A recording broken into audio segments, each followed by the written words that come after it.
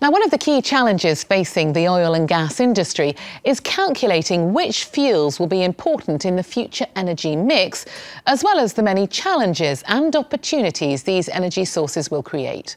Willem Marx went to a WPC workshop in Belgrade to get some perspectives from the petroleum industry. We're in the Serbian capital of Belgrade for a workshop meeting of the World Petroleum Council.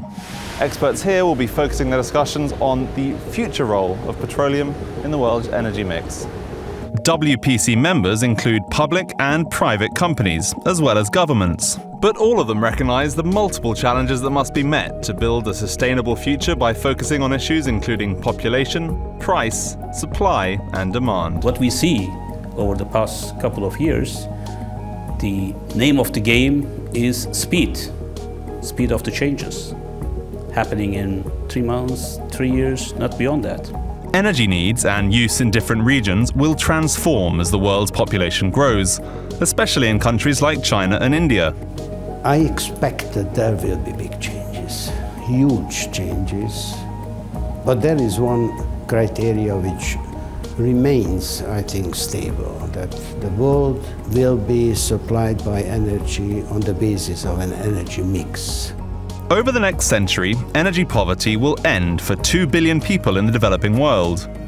China and India have burned a lot of coal in recent years, but oil and gas could potentially offer cleaner and more sustainable solutions to meet rising demand there.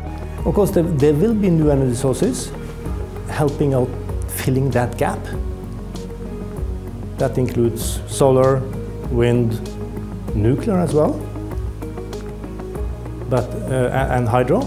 But oil and gas are there to also for the long term. There's no doubt that energy supply sources are shifting. The expectation is that the share for renewables, besides nuclear, will be increased a little bit, but still the fossil fuels will keep its big portion in the next few decades to come. But the correlations between world events and energy prices are also shrinking. In the past half-century, the oil shock, Gulf War and 9/11 all prompted oil prices to spike.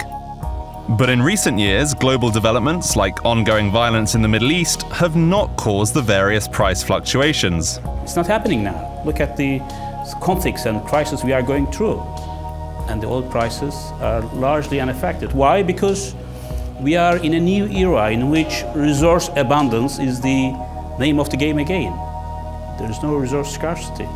That's because in the past 5 years, with the impact of shale gas developments, countries like the US have stopped importing so much oil and in some cases are now net energy exporters. Most of the growth in the global oil consumption will come from Asian countries and the Middle East. And on the contrary, in the West, in Europe and US, we will see a decline in the oil use.